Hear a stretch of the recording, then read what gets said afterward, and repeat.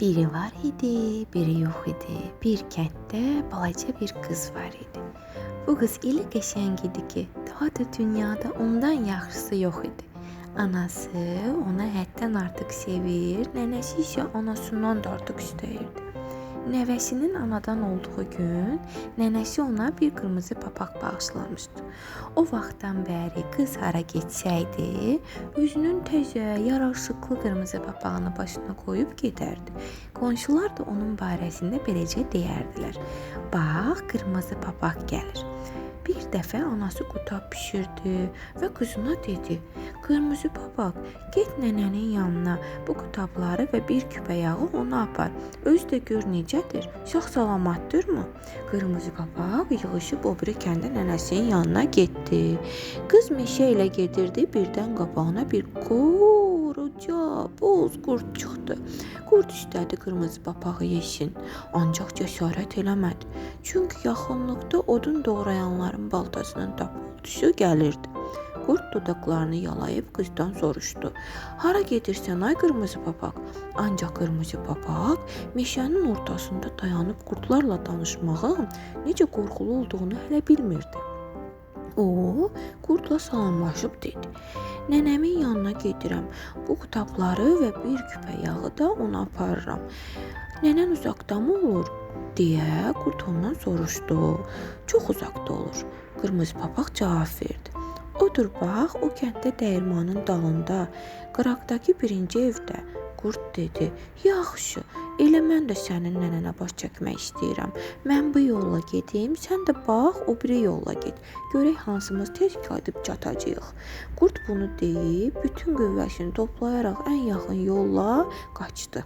Qırmızı papaq isə ən uzaq yolla getdi. O arxayın gedir, orada burada dayanıb çiçək yığır və dəstə bağlayırdı. O hələ dəyirmana çatmamışdı. Qurd gəlib nənənin evinə çatdı və qapını döydü. Tık tık. Nənə dedi: "Kimsən?"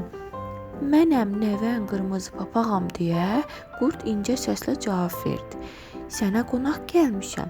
Qutab və bir küpə yağ gətirmişəm." Nənə bu zaman xəstə idi. Yorğan döşəkdə yatırdı. Elə bildi ki, gələn doğrudan da qırmızı papaqdır. Odur ki, qışqırıb dedi: "Bala, ipi tut, dart, qapı açılar." Qurd ipi tutub dartdı, qapı açıldı. Qurd nənənin üstünə atılıb, elə o saatca onu uddu. Qurd çox ac idi, çünki 3 gün idi heç nə yemirdi. Sonra qurd qapını bağlayıb nənənin yerində uzandı və qırmızı papağın gəlməsini gözlədi. Çox keçmədi ki, qırmızı papaq gəlib qapını döydü. Tık tık. "Kimsən?" deyə qurd soruşdu. Qurdun səsi kobud və xırtıltılı idi. Qırmızı papaq əvvəlcə qorxdu. Sonra fikirləşdi ki, yəqin nənəsinə soyuq dəyib, səsi tutulub. Ona görə də belə danışır. Qırmızı papaq dedi: "Mənəm, nəvənəm, sənə qutab və bir küpə yağ gətirmişəm." Qurd öskürüb biraz incə səslə dedi: "Bala, ipi tut, dart, qapı açılar." Qırmızı papaq ipi dartan kimi qapı açıldı. Qız evə girdi. Qurd yorğanı başına çəkib dedi: "Qızım, qutabları qoy stolun üstünə, küpanı qoy yerə, özün də gəl yanıma uzan. Yəqin yol gəlib yorulmuşsan." Qırmızı papaq qurddan yanında uzanıb qurddan soruşdu: "Nənə, əllərin niyə belə böyükdür? Sən yaxşı qucaqlamaq üçün mənim balam." "Nənə, qulaqların niyə belə böyükdür? Yaxşı eşitmək üçün mənim balam." "Nənə, gözlərin niyə belə böyükdür? Yaxşı görə bilmək üçün mənim balam." "Nənə, bəs dişlərin niyə belə iridir? Belə səni tez yemək üçün mənim balam." Qırmızı papaq nəfəsini çəkməyə macal tapmamış. Kinli qurd qızın üstünə atıldı. Ayaqqabıları və qırmızı papağı ilə birlikdə onu utdu. Ancaq xoşbəxtlikdən elə bu zaman odun doğrayanlar çiyinlərində baltaları ilə evin yanından keçirdilər.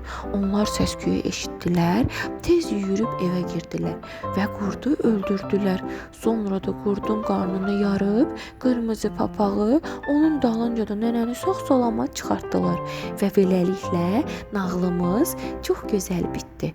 bunu başa düşmək lazımdır ki, əziz uşaqlar, tanımadığımız heç kəslə kənarda, yolda danışmaq olmaz və valideynlərdən də başqa heç kimə inanmaq olmaz.